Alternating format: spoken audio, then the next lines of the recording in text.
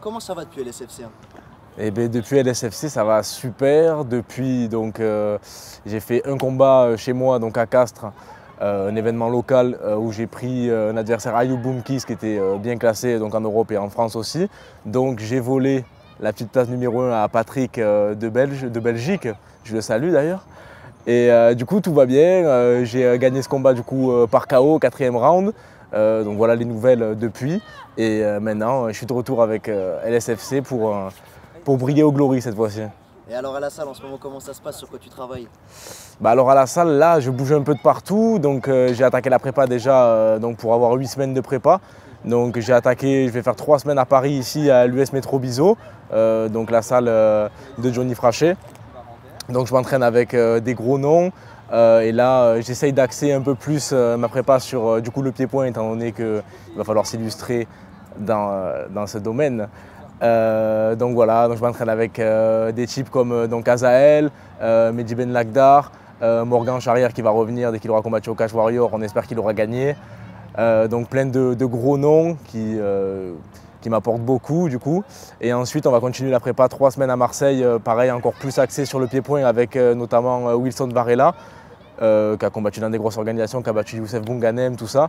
Donc on va aller tourner avec lui, beaucoup en spécifique K1 et au Marseille Fight Club de Jean-Michel Foissard. Et ensuite je finirai la prépa du coup chez moi, dans mon club du coup MNCL à Mazamet, avec le chef d'équipe Mayo Campanella et mon autre entraîneur Mathieu Moya. Et pour faire une super préparation et finir pour briller ici à Paris devant vous. Magnifique. Bon alors tu es un spécialiste du MMA, tu as déjà livré beaucoup de batailles dans cette discipline. Maintenant tu passes au kickboxing, ça t'excite? Ben, j'ai toujours voulu, avant en fait je viens du pied-point, donc j'ai commencé par la boxe thaï. Donc j'ai beaucoup combattu en boxe thaï, beaucoup combattu en K1, même si ce n'était pas ma discipline de prédilection.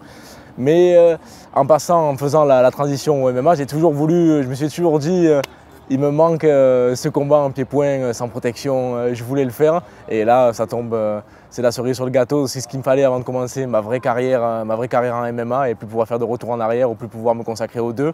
Donc je pense que ça tombe au moment parfait et je suis très content de pouvoir boxer dans cette discipline. Est-ce que tu penses qu'un combat de kickboxing, ça peut être aussi excitant qu'un combat de MMA?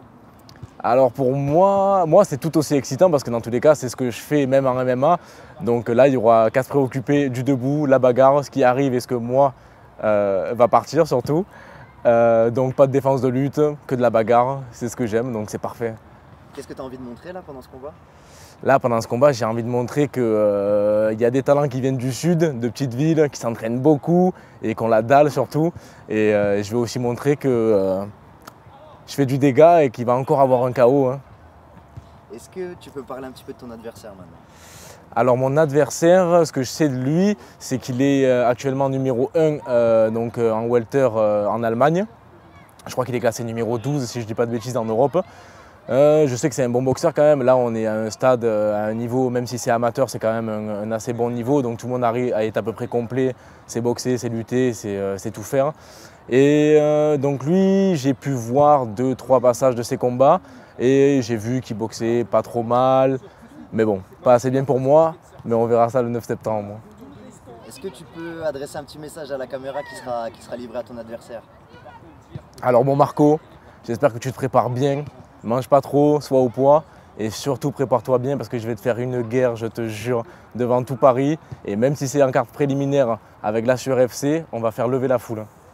Et on est sur une grosse salle quand même, on est sur le Dôme de Paris. Par rapport aux salles dans lesquelles tu as déjà combattu, est-ce que c'est gros? Ben là, la plus grosse salle, je crois, devant le plus de public que j'ai combattu, c'est la dernière où j'ai combattu, donc c'était à Castres, ça se passait chez moi. Et il y avait à peu près 1400 personnes. Donc là, je crois qu'on table sur du... 2002. Ouais, sur un peu plus du coup. Moi, il me tarde de pouvoir, comme je t'ai dit, combattre dans une salle comme ça, une organisation aussi prestigieuse que le Glory surtout, parce que quand même, il faut le noter, c'est quand même l'UFC du pied-point. Donc c'est quand même un gros truc. Et quand on a un main event comme Bader Hari, c'est un truc de fou. Quel regard tu portes en tant que combattant sur LSFC? Nous, on a eu la chance de t'avoir sur le premier événement, on continue d'évoluer avec toi sur le deuxième événement. Tu es satisfait de notre collaboration? Ben, moi du coup je suis super satisfait parce que dans tous les cas, dès la première, je savais que ça allait pour moi, en parlant pour moi, du coup me donner plus de médiatisation, plus de visibilité et pouvoir me donner aussi plus d'opportunités en même temps. Et c'est exactement ce qui s'est passé. Continuer de collaborer avec vous, c'est parfait, c'est dans la continuité des choses. Vous m'avez fait confiance, je vous ai fait confiance et on repart pour une nouvelle fois. Donc pour moi, c'est parfait. Je suis vraiment très content de cette collaboration. Encore un petit mot sur cette carte un peu hybride avec le Glory. Toi, comment tu as pris la nouvelle quand tu as vu Glory qui arrive sur Paris et tout? Tu te rappelles un peu? Moi, quand j'ai vu ça au début, j'ai vu, on m'avait pas encore prévenu du fait que j'allais boxer sur cette carte. Et j'avais juste vu, du coup, je crois que c'était sur Insta ou sur Twitter, j'avais vu que le Glory du coup faisait un truc avec la sueur. Du coup, je me suis dit waouh. Je me suis dit qu'est-ce qui se passe? Qu'est-ce qu'ils vont faire? Est-ce qu'ils vont prendre des mecs du pied-point contre des mecs du pied-point des Français? Je ne savais pas qu'est-ce qui allait se passer. Et après, du coup, quand j'ai reçu les petits messages de Baptiste, du coup, moi, c'était une dinguerie directe. En fait, j'ai appris cette nouvelle avant le combat de Castres. Et en fait, dans ma tête, j'étais déjà au Glory. Là, c'était une dinguerie pour moi. Donc, c'était fou. Qu'est-ce que ça représente le Glory pour toi? Pour moi, le Glory, c'est vraiment, comme je l'ai dit, du coup, c'est vraiment l'UFC du pied-point. C'est vraiment, je voulais ce combat en pied-point et combattre dans une organisation comme ça aussi prestigieuse avec d'aussi gros noms. Il y a des gros noms qui sont passés par là et des gros mecs qui s'illustrent aujourd'hui en MMA. On peut citer les plus grands. Il y a Alex Pereira, Adesanya et français. On a aussi Cédric Doumbé. Donc des noms comme ça qui sont passés par là, passés derrière eux ou pouvoir un peu suivre leurs traces. C'est complètement fou. Et est-ce que tu as regardé les autres combats qu'on a préparés en sous-carte? Est-ce que tu as un petit mot là-dessus? Alors j'ai jeté un œil à la sous-carte et donc j'avais vu que vous aviez partagé une vidéo du coup donc avec la Sueur FC de Théo Avon, il me semble, qui met un genou sauté de fou furieux en Thaïlande. Donc je trouve qu'en K1 du coup en pied-point le niveau il est très élevé et la petite carte préliminaire du coup du Glory le 9 septembre elle va être dingue.